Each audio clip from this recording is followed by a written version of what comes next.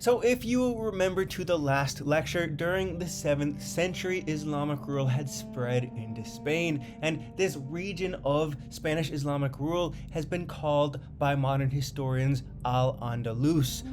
It's used to, refer to all of the former Islamic states that ruled Spain between 711 and 1492, and this is essentially just the westernized version of Al-Andalus, meaning the western lands of Islam. And here at first, the exiled branch, if you remember, of the Umayyad dynasty, once the first Islamic empire, I remind you, were, as I said, executed by the Abbasids in all but Morocco and Spain in 711. So here in Spain and Morocco, they consolidated their rule over southern Spain and Morocco and sponsored the new heights of Islamic architecture.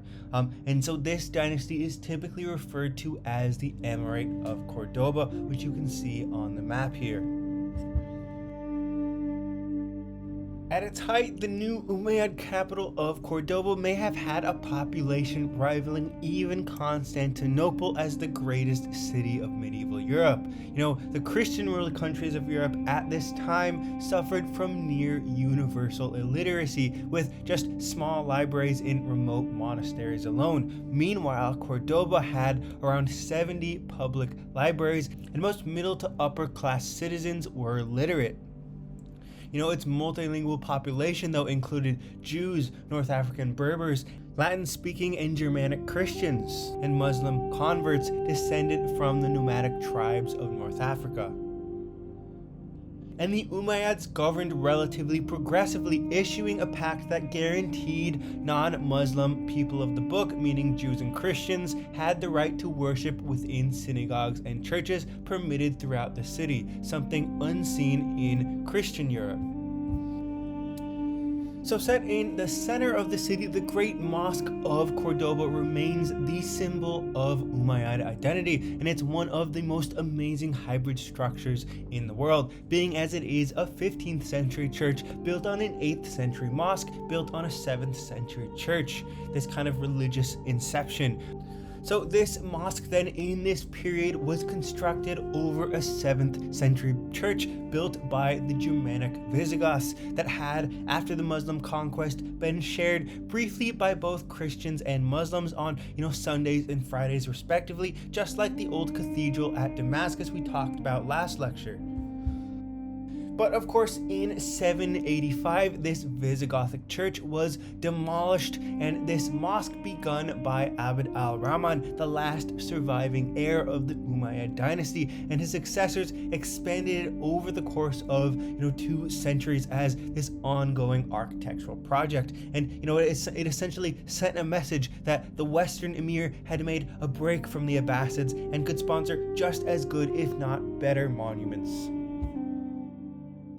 So, the characteristic hypostyle hall of the mosque sat on rows of recycled Roman columns taken throughout the city, and the stacked horseshoe arches on these columns were rendered in a black, that, characteristic Muslim pretension for these alternating red brick and white limestone bands that I talked about last lecture. And these very horseshoe-shaped arches, slightly bowing inward at its base, would also become a characteristic feature of Islamic architecture, designed to sort of distinguish it from the simple half-circle arch of the Christians and to get away from, the pagan Roman architecture of the past. The court out in front originally enclosed a paved void with a fountain for purification, but is now famous for holding a sort of forest of orange trees, a symbol for Christian paradise, added obviously when it was eventually turned back into a church. And just a fun little side fact, the Umayyads, borrowing from the ceremonies of the Byzantines, who were relatively friendly as both were constantly at war with the Abbasids, introduced a new religious ritual for capital mosques like this one, modeling the rituals that the Byzantines would have conducted in the Hagia Sophia, this imperial procession through the hypostyle hall of the mosque, where the king and his court were followed by Muslim scholars carrying an ancient venerated copy of the Quran before depositing it in the mihrab niche. But after this, of course, Friday prayer would begin, and the Caliph and his court would have to take their place with the rest of the faithful. Where did they take their place? Just like in the Mosque of Damascus, these three lateral bays indicated the Maksura, carrying these kind of unique intertwining arches that marked it off as the most ornate and restricted area for the Caliph and his court, with a very privileged position just before the mihrab. And each of these three lateral bays was actually capped with a small dome with windows at its base and held up by this kind of system of arched ribs in a sort of star-shaped pattern that helped, reduce the weight of the dome and increase the area, available for clerestory windows that brought light into the space below, kind of illuminating the Caliph and his court in this radiant light while the rest of the worshippers were lit by dim hanging lanterns. So you can just imagine the drama this created. But unfortunately, Al-Mansur, the final caliph at Cordoba, ensured the Umayyad dynasty's total demise. He invited Berber mercenaries into his armies, in some extent these violent warrior nomads from North Africa, and in 997 he ordered the sack of one of the most important Christian pilgrimage sites, Santiago de Compostela in northern Spain, which housed the body of the Apostle John, giving the Christian kingdom of Castile a pretext for a holy war. And so upon his death in 1002, a civil war broke out between his heirs, and the Berbers destroyed the city of Cordoba, though sparing the mosque. Meanwhile, the Christian kingdom of Castile to the north capitalized on this chaos and organized a crusade against Islamic Spain, which endured for 4 centuries until the final purging of Islam from Spain in 1492. But the Great Mosque here survived the transition to Christian rule and was reconsecrated as the city's cathedral in 1236. And the Christians initially only added, a small chapel to the east of the mihrab chamber, intended as a mausoleum for the kings of Castile. And it wasn't until the late 1400s that they inserted even a small nave in the southeastern area. But finally, in 1532, they built a sizable cruciform basilica set smack dab in the middle of the mosque and turned the minaret into a bell tower topped with a fashionable Renaissance-era dome. And that's how it became the amazing hybrid structure we know and love today. So, after the fall of the Umayyads in 1002, southern Spain essentially broke into petty Islamic principates, and each regime kind of built their own capital city, kind of aspiring to the splendor of Cordoba. And these warring principates usually only lasted for 1 or 2 generations. More than 40 were founded, but obviously soon fell to outsiders, as I've said, be it each other or the Christian kingdom of Castile to the north. And so Islamic princes during this time withdrew to these lavish palace castles built at the center of their petty capitals in a sort of attempt to protect their exposed dynasties during this violent age. And so Zaragoza was the northernmost of these Islamic strongholds and held on for most of the 11th century. And so the Taifa dynasty held up here at Al-Jafriya Castle, this small walled enclosure with, sort of evenly spaced rounded towers surrounding their palace, organized around 2 evenly spaced courtyards, one for a small private mosque and another for holding public court. And so the inner arcades of the public court overlooked this reflecting pool and pioneered another soon-to-be signature of Islamic architecture, interlacing lobed arches. And these were carved so ornately that they really looked more like embroidery, cloth embroidery, than masonry, this marvel in stone carving to the entire Western world. And you'll notice also that the palace mosque repeated the crossed rib dome in miniature seen in the Mosque of Cordoba. These princes were hearkening back to the glory days here.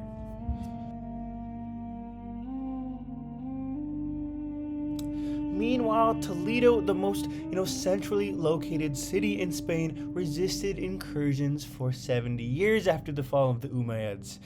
After surrendering to the Christian king of Castile in 1085, though, Toledo became this kind of multi-ethnic capital in which Christians initially showed the same tolerance for other religions as the Umayyads had in Cordoba. So Muslims continued to worship at their mosques and speak their own language, and the Jews built their own synagogues freely. And so this sort of fusion of motifs from Cordoba found its way into the religious buildings of Toledo's three faiths. And so this synagogue here, built in 1180, represented an amazing combination of styles. Muslim masons built it in the form of a hypostyle mosque with, 5 aisles of horseshoe arcades, except, with a central room to house, the traditional focus of synagogues, the Ark and the Torah, with a raised reading platform before it. But then in 1492, Muslims and Jews were expelled from the city as the Christian reconquering finished up in Spain, and the synagogue was turned into a church. So this is today a church, built like a mosque and originally used as a synagogue. This is an amazing coincidence that really couldn't be found anywhere outside of Spain. Meanwhile, Seville became the capital of the Moroccan Almoravids, who briefly invaded Spain during this chaos in the late 1100s. But during the mid-1200s, it fell finally to the Christians, who transformed the base of it into the city's Gothic cathedral and repurposed the minaret into a bell tower. And so it too has a similar backstory like Cordoba. And so hopefully you'll be getting to see this has been the case with a lot of mosques and monuments in Spain. They were founded as mosques and then repurposed as churches or palaces in the case of castles, and became Christian, but retained a sense of their older architecture. These kinds of things can be found all across Spain. The Nasrid dynasty, the last independent Muslim state in Spain, survived until 1492, the very end, by allying themselves with the Christians against the other Islamic principates and pledging allegiance to the kings of Castile. And so the Nasrids withdrew into these luxurious palaces on hilltop sites. These were some of the first castles which would, inspire the rest of Europe to build castles. The Nasrids developed Alhambra, for example, this fortress on a steep hill, which became this kind of pleasure palace that is the crowning achievement of Islamic architecture in Spain. And Alhambra grew into these 5 dense palaces, each with their own open courts and gardens, each with their own purpose for inviting guests further into intimacy with the king. So the first palace, the Mixed Tower, served sort of as a site for public interactions with the caliph's governors, his viziers. At its entry, one found a mosque in the southern corner and kind of hostels for the caliph's governors all around a roofed courtyard, caliphs visiting governors and ambassadors and other guests. But beyond this point, access was restricted to strict intimates of the caliph, who entered through the Golden Chamber into this second palace called the Palace of Comares, which was to house more intimate guests. The ornate eaves of the Golden Chamber courtyard below extended over the patio as a sort of royal canopy under which the prince could kind of greet royal visitors at the threshold and accompany them further in. This led to the Court of Myrtles, where these beautiful cropped hinges lined a long reflecting pool, and decorative alcoves held up by arches stood at each end. The north axis here opened up to a massive tower that held the throne room, with walls 7 feet thick for safety and very high up for constant surveillance of the dangerous countryside. Then the Lion's Court ran alongside the Court of Myrtles, around which was housed the private family of the Caliph, his most intimate residence. And at the center of the Lion's Court, this 10-sided basin was held up by 10 lions with water flowing from their mouths. And then these 4 narrow troughs underneath carried the runoff through all of the rooms to serve the court and family. The interior halls of the Lion's Palace reveal the most intense display of muqarnas ever conceived. Their domes and squinches had thousands of scalloped gilded muqarnas, giving them a likeness to beehives, these kind of scooped out decorations, which we're going to see again and again in later Muslim architecture. So So as I said, the Nasrid dynasty, the last independent Muslim state in Spain, survived until the very end, until 1492, when the Christian kingdom of Castile finally banished them from the peninsula, becoming an entirely Christian nation.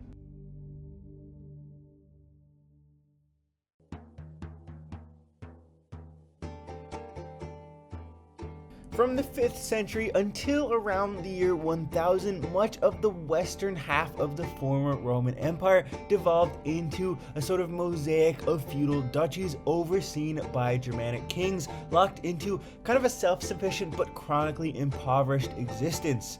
For the most part, bishops remained the only figures with true legal authority in the remaining old cities of the Roman Empire.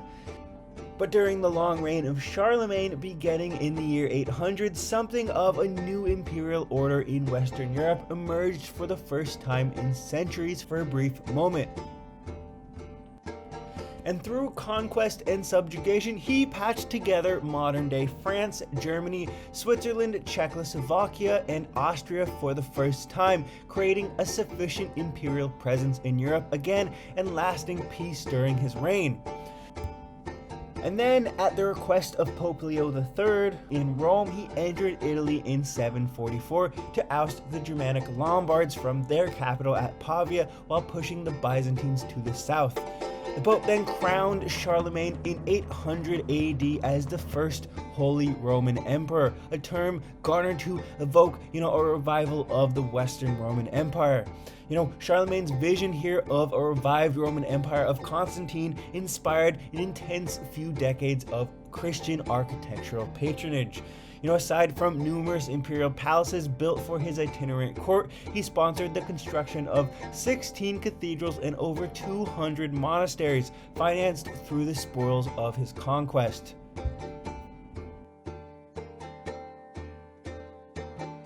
So Charlemagne's palace and chapel at Aachen was his kind of key project in his efforts to sort of revive the aesthetics of the Roman Empire. So his court architect, Odo of Metz, borrowed very liberally, if you can't tell, from the Byzantine works in Ravenna to construct this complex.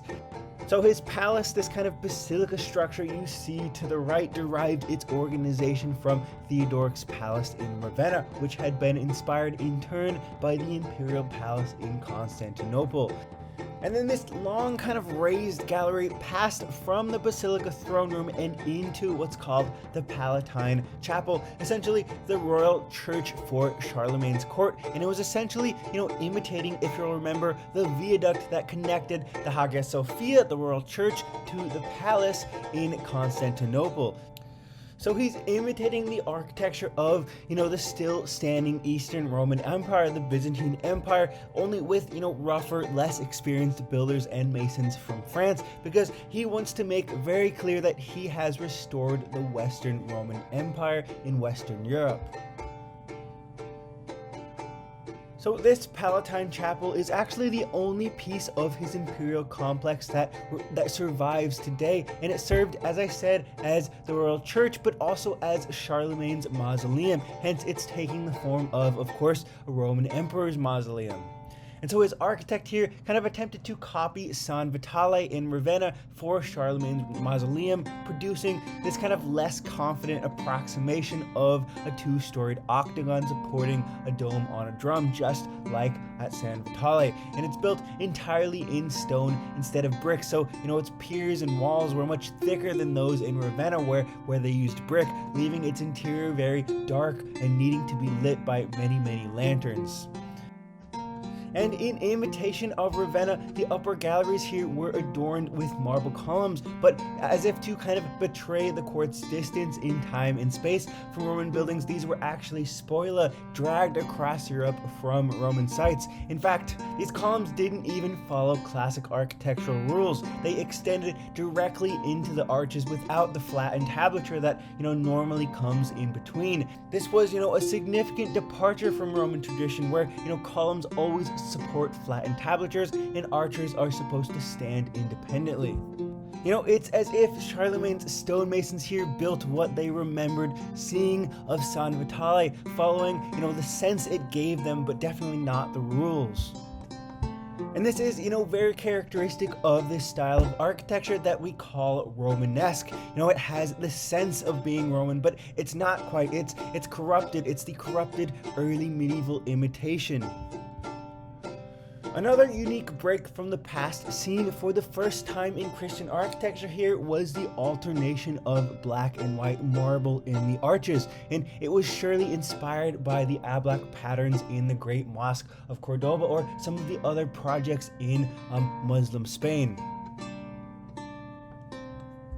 Looking at the outside now, above the main entry to the Aachen Chapel rose these kind of two joined towers, and this tall building actually housed a special chamber on the second level, which served essentially as the emperor's box seats during sermons, allowing him and his family, a view of the main altar without having to mix with his court below. And so over the next century, these kind of twin towers, usually found on the western fronts of churches, became known as westworks. And these westworks initially served as, throne rooms for itinerant emperors' visits or for local lords, but in later churches sort of housed chapels for the relics sought by pilgrims. So, the westwork at the Abbey of Corvey, built in 873, is the only Carolingian example which survives intact today, but it was essentially, as you could guess, built as the sort of box seat throne room for Charlemagne's successors. And it kind of foreshadowed the very typical twin towers on the facades of most of the great cathedrals in Northern Europe built between the 1000s and 1300s. In a similar sense, King Edgar of England's westwork at his new cathedral in Winchester in 959 is said to have contained a royal balcony with a throne overlooking the royal chapel and main body of the church, where, the king could sit during mass and ceremonies in his kind of private box seats. There is very little doubt here that it was constructed as, a sort of proclamation of Edgar as Emperor of Britain in direct imitation of Charlemagne.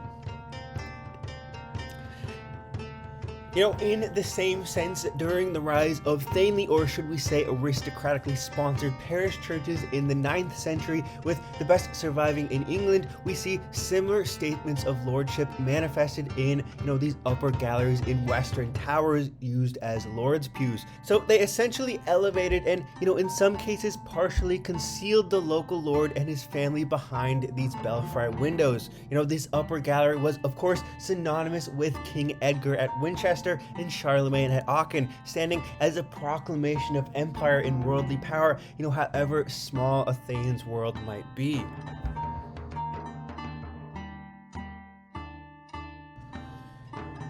The Abbey of Lorsch here is an impeccable example of early Romanesque architecture, and it was a nunnery founded by Charlemagne in 774.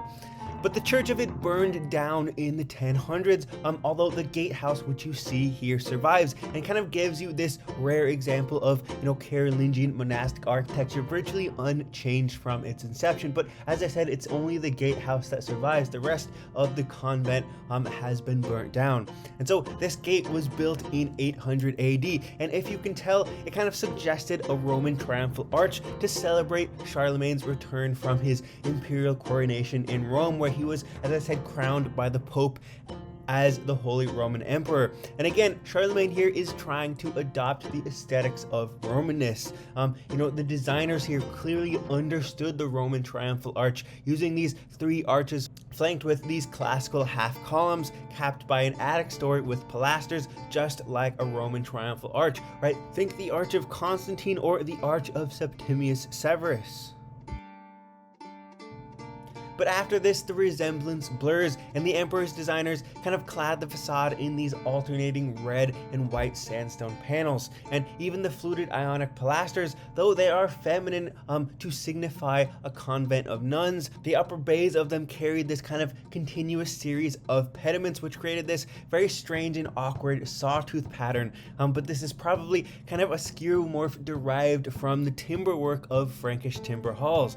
And so Charlemagne's designers here, as Roman as they tried to be, cannot help but, incorporate the Frankish architecture they were so used to building.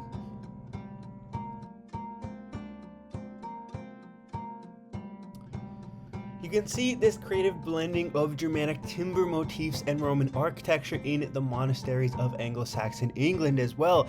So for example, the reconstruction here of Glastonbury Abbey shows how it might have appeared on a large scale. And these blind low relief arcades and pilaster framings are motifs that should have been found on Anglo-Saxon timber halls, towers, and wooden churches, but here they appeared on sandstone and brick churches. They also appeared on still standing tower naves in England, once the private chapels of local lords. It's thought that all around Northern Europe, these were very characteristic of the early Romanesque style.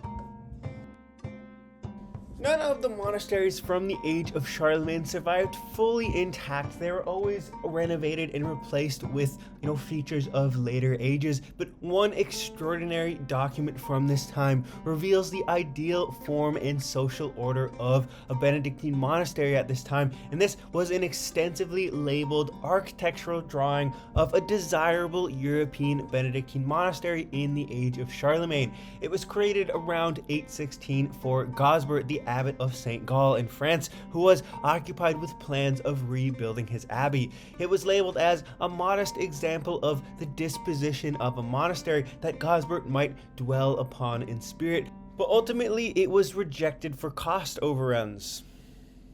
But it depicted a double-apsed basilica church with a cloister to the south, which was surrounded by labeled monastic buildings, a dormitory, a refectory, kitchens and cellars. Then outside this core, the abbot's house, buildings for the sick and novices, lodgings for pilgrims and guests, housing for a school and doctors, workshops and farm buildings.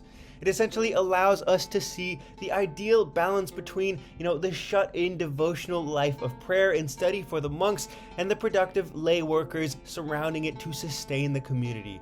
1/3 of St. Gall's spaces concerned monastic duties, 1/3 agriculture and crafts performed by the serfs, and 1/3 hospitality. So the monastic offices here were established strictly to the south side of the church, centered in this sort of city of shut-off offices around the cloister and workshops for serfs to produce living supplies for the monks to the south, such as shoes, clothes, and food. And the cloister of the 12th century Abbey of Pierre at Moissac gives an idea of the typical structure's form.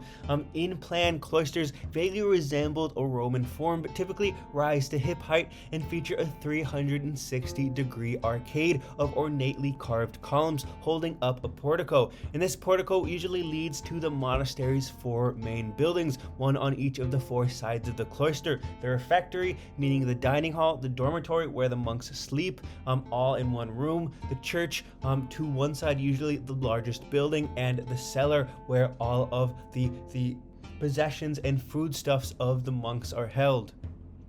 So the cloister at the center of all of these monastic buildings usually always surrounded a planned, usually grassy or gardened courtyard at the center, which served as a sort of vision of paradise, right? So the core purpose of Christianity is to get back to, the paradisial union of heaven and earth from the Garden of Eden. So the cloister garden kind of served as this useful image for the monks to use in, prayer and contemplation as they passed through.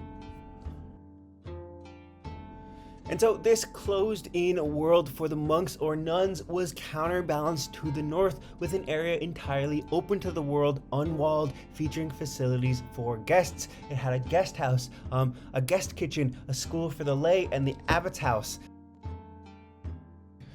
To the east, the novitiate, this miniature cloister for housing monks in training, was strategically counterbalanced with the more public infirmary or hospital to the north, each with its own chapel, mirroring, in miniature the plan of the rest of the monastery. And so, while, monks could not, in theory, leave the monastery, the plan anticipated a constant influx of pilgrims, visitors, and patrons, including very occasionally the emperor. It's made very clear that this church was built to accommodate monks chanting very regular hours in the eastern half, while serving as a sort of parish church in the western half for parishioners. There was actually a dividing wall to privatize the monks' choir in the eastern half, so they could still sing their hours throughout the day and night in private, but parishioners could still enter the church at any point. and parishioners would have a reason to visit. This was detailed in the plans as a pilgrimage church holding the famous relics of St. Gallus, which could be appealed to for curing illnesses. These relics were placed in the apse with these sort of narrow corridors leading to it on either side of the monk's private choir. And then the many side altars in the aisles down the nave were probably used to deliver small services to the masses of visiting pilgrims during the day. So the St. Gall plan overall suggests that at least some Benedictine churches were sort of public spaces staffed to serve pilgrims, but that exiting to one side was to enter into the strictly controlled walled-in world of the monks, while to the other one would have found the abbey's more public buildings. And by the 11th century, an apse with these kind of radiating chapels off of it soon became the distinguishing characteristic of these pilgrimage churches and monasteries, and it was actually inspired by a tragic event in Reims taking place around 1046, where a crowd pushing into the apse to witness the relics of Saint Remi trampled many people to death in this kind of crowd surge. And so the Abbey of Fontevraud is this very well surviving example that presented the solution for more fluid circulation of pilgrims. They added these radiating chapels around the apse, fed by these kind of extra aisles coming from the sides of the church. And so here, pilgrims could view their relics protected at the far end of the church without disturbing any services in an orderly line-based fashion. During the 10th to 12th centuries, monastic institutions in Western Europe gained significant power over the kingdoms in which they were supposedly subject to, and many monasteries came to resemble the program of St. Gall, where the monks delegated physical labor to others, allowing them to focus purely on liturgical and academic activities. And the greatest example of this happened in the 10th century when Cluny was built, and it was stipulated by its patron to be subject only to the Pope in Rome. And so naturally this would kind of pave the way for the emergence of an independent federation of monastic houses under the authority of Cluny, not France. And it would self-identify as a Little Rome, a sort of papal outpost in France, and spread its supremacy by sending monks to correct the conduct of other monasteries. And so by the late 11th century, Cluny controlled a monastic empire of nearly 1,500 monasteries across Europe, subject to it and it alone. Cluny's third rebuilding featured a choir that could hold 450 monks and an ambulatory with the most radiating chapels for the largest relic collection in Europe. The final dimensions of the third iteration of Cluny covered nearly twice the area of St. Peter's in Rome. It was the largest church complex that had ever been built or seen. So as these monasteries gained power, kings started losing their influence, which made it harder for them to protect and reward their nobles. And so this led to nobility all across Northern Europe to use architecture, typically a royal statement, to promote their own status and independence from these kings. So in late 10th and 11th century England, for example, the aristocracy was fiercely competitive at this time. New lords were constantly battling for followers and influence, forming their own kind of small kingdoms within England, only really recognizing the King of England nominally in name. But to assert their authority, these English kings began building these elaborate tower chapels, drawing inspiration from the grand Roman and Carolingian churches like San Vitale and Charlemagne's chapel at Aachen. So by building these towers, these lords were kind of making a statement of religious independence and dynastic continuity. They hired their own priests, held their own services, and performed their sacred rites like baptisms, communions, and marriages on their own. These stone towers also helped them solidify control over their land and sort of resist fragmentation, becoming really for the first time in English histories these strong dynasties that held on to their lands for multiple generations and were able to pass them on to their heirs, as I said, kind of using these towers as the centers of their kind of mini kingdoms.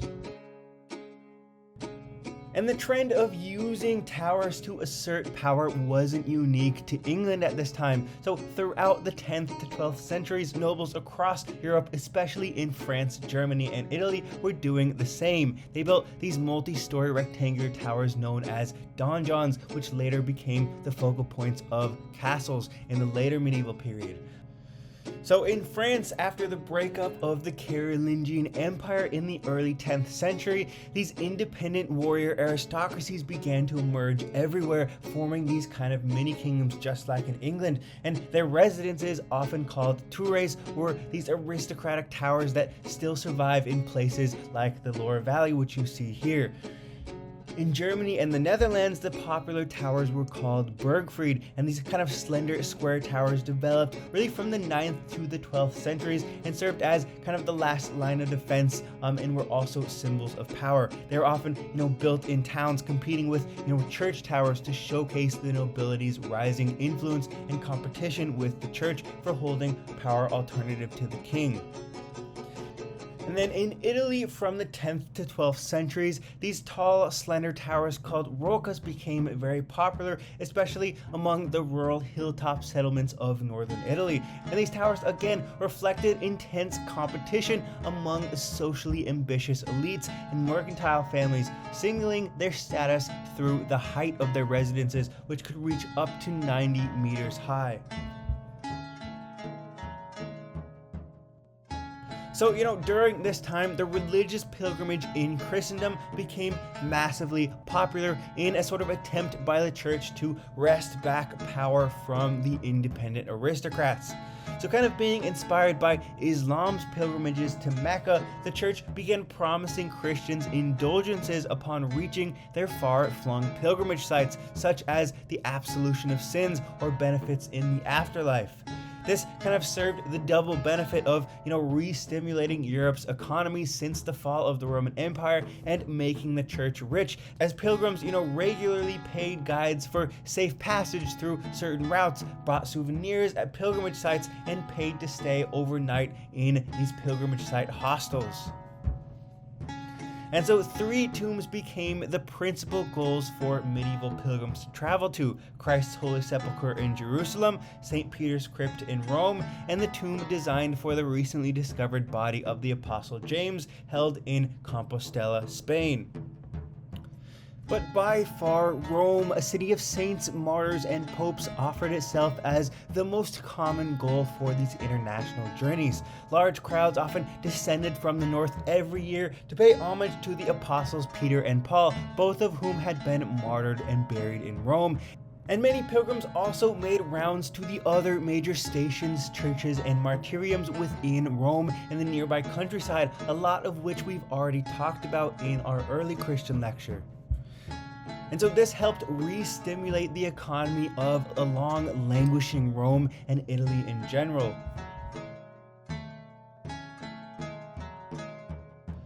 Most of these major pilgrimage churches in Italy built for themselves these tall, slender bell towers called champanelles to help kind of orient pilgrims searching the horizon for, the next holy shrine. They were, in a way, inspired by Muslim minarets. And these towers competed with the secular towers built by the nobles. The church was, in essence, taking back power with their pilgrimages.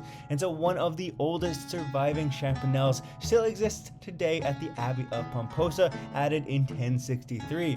And as the tower rose 50 meters into the air, the architects here kind of progressively, you can see, lightened the load of its 9 levels from, a single loophole arch at the bottom to 4 open ones at the top before terminating in a cone.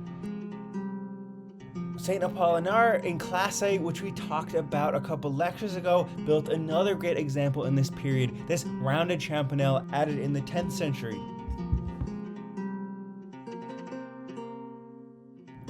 So, the protection of Christian pilgrims traveling all the way to Jerusalem became one of the primary motives for launching the famous Crusades at the end of the 11th century. The ideology of the Crusades originated with Pope Gregory VII and Pope Urban II, and they both promoted this kind of unitary vision of a Christendom, proposing instead that Christian warriors stop killing each other and instead turn their strength towards the enemies of the church. Muslims had controlled Jerusalem for over 4 centuries, but permitted a steady flow of pilgrims to travel to Palestine relatively undisturbed throughout the 11th century. But in 1009, the situation changed. Al-Hakim, known as the Mad Sultan of Cairo, vindictively destroyed the Church of the Holy Sepulchre, Jesus of Nazareth's tomb, and this was the final straw. Pope Urban II brought European leaders to Clermont in 1095 to discuss the liberation of Jerusalem. The leaders proposed an invasion as a form of pilgrimage, promising its participants that sins will be forgiven for those who fight. So Christian soldiers believed if they died in the process, they would be considered martyrs, the one certain method to get to heaven.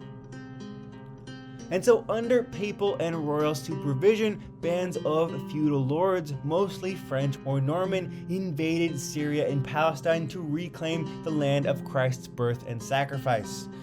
When the Crusaders finally took Jerusalem in 1099, they massacred nearly the entire population they found of Jews and Arabs. And for 2 centuries, they sent troops to this region and settled considerable territories between Antioch and the Dead Sea. And the new European lords constructed over 50 castles to control the region. So the technology of castle building improved through the encounter between East and West, and the design of European castles changed radically from the tall, rectangular donjons to a more concentric layout with rounded battlements, inspired very heavily by the Muslim keeps, like at, for example, Al Jafariya Castle.